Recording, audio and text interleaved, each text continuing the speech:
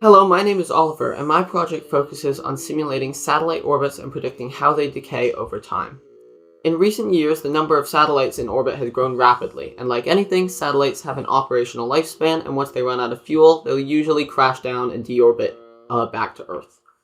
While most of them burn up in atmosphere, some parts of them can survive re-entry and pose risks to people, property, and the environment. The goal of my project was to build a model that can simulate satellite orbits in order to track their decay over time and visualize the process of their decay clearly in order to alleviate some of these risks. This simulation was built using Python and requires only 9 input variables. It requires 5 for the orbit, most notably eccentricity, which is like how not circular the orbit is, and its semi-major axis, which is roughly like how big the orbit is, and a few more for saying how the orbit's rotated in 3D space. And it requires 4 for the satellite itself, which is coefficient of drag, the satellite's cross-sectional area, its mass, and the date that it enters orbit. Using just these parameters alone, the program calculates the satellite's position over time. To model the decay, the program calculates atmospheric drag based on the satellite's altitude. This drag reduces the satellite's velocity, gradually lowering its orbit. The simulation uses an iterative approach, basically tracking the satellite in time steps, and for each time step calculating its position and velocity, and recording that data, which is later used to generate the lovely visualizations which you can see on my poster. The model can simulate any possible low Earth orbit, which can be described by the standard Keplerian elements, whether circular or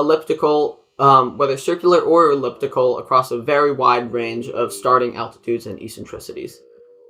I chose to use data based on Sputnik 1 to demonstrate the abilities of my simulation because of its historical significance, and because it's a somewhat eccentric orbit, which spices things up with my visualization a little bit just to make it more interesting.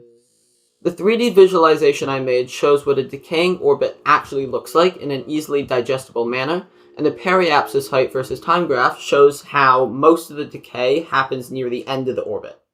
I also ran some simulations on purely circular orbits at different altitudes, and the results show that satellites closer to Earth decay at a much faster rate, while higher satellites remain in orbit for much longer.